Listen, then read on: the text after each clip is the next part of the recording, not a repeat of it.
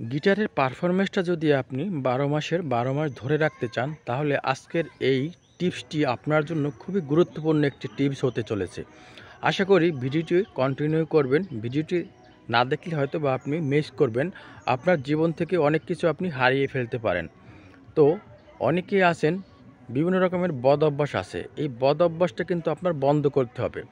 আর এই বদ অভ্যাসের কারণে আপনার শরীরে অনেক রকমের পরিবর্তন আসতেছে, এবং এই পরিবর্তনটা কিন্তু আপনি কখনোই প্রাথমিক অবস্থায় বুঝতে পারতেছেন না যে আপনার শরীরে কত প্রকার পরিবর্তন আসতেছে। কারণ আপনার যখন এই বদ অভ্যাস আছে, মানে হস্তমৈথুন আপনারা যারা করতেছেন, এই হস্তমৈথুন করার ফলে আপনার শরীরের শক্তিটা দিন দিন আপনি হারিয়ে ফেলতেছেন। আপনার চোখে আপনি অন্ধকার দেখতেছেন, আপনার চোখে আপনি ঝাপসা দেখতেছেন। আপনি যখন হঠাৎ বসে থাকবেন, বসে যখন আপনি উঠে দাঁড়াবেন, তখন আপনার শরীরের একটা ঝাঁকুনি মারবে এবং আপনার চোখে অন্ধকার দেখবেন, এবং আপনার গিটারটা আস্তে আস্তে নিস্তেজ হয়ে যাওয়ার সম্ভাবনা থাকবে, এবং আপনার শরীরে শক্তিটা দিন দিন আপনার কমতে থাকবে, এবং আপনার গিটারের পানিটা অতিরিক্ত পাতলা হয়ে যাবে। এবং এই হস্তমৈথুন করার ফলে আপনার শরীরে আরও যে সকল পরিবর্তন আসতেছে সেটা আমি আপনাদের বলার চেষ্টা করতেছি। যেমন এই হস্তমৈথুন করার ফলে আপনার শরীরে যে শুক্রাণুর পরিমাণটা আছে, সেই শুক্রাণুর পরিমাণটা কিন্তু দিন দিন কমে যাচ্ছে। আর একটা পুরুষের জীবনে শুক্রাণুর পরিমাণ কিন্তু খুবই দরকারি। আর শুক্রাণুর পরিমাণটা যদি শরীরে কম থাকে, তাহলে আপনার বিবাহিত জীবন কখনোই আপনার সুখী হতে পারে না, এবং সুখী কখনো হবেন না।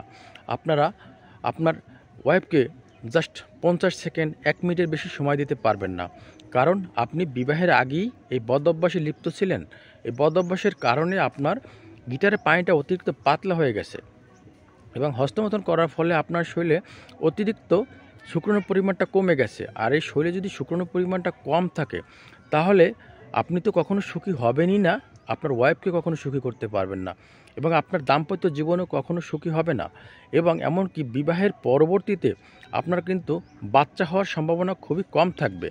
তাই অবশ্যই এই বদ অভ্যাস থেকে আপনার বেরিয়ে আসতে হবে, এবং আপনার শরীরের গিটারের পানিটা ঘন করতে হবে, এবং শরীরের শুক্রাণুর পরিমাণটা বাড়াতে হবে।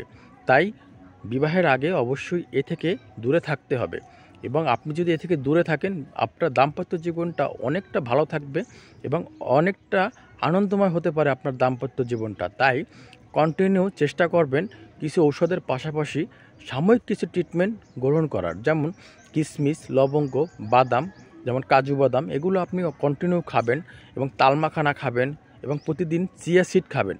তাহলে আপনার শরীরে শুক্রাণুর পরিমাণটা অতিরিক্ত বাড়িয়ে দেবে, এবং আপনার গিটারের পানিটা কিন্তু ঘন হওয়ার সম্ভাবনা বেশি থাকবে। ভিডিওটি যদি একটু হলে শিক্ষণীয় হয়ে থাকে, ভালো লেগে থাকে, ভিডিওটি শেয়ার করবেন। ধন্যবাদ।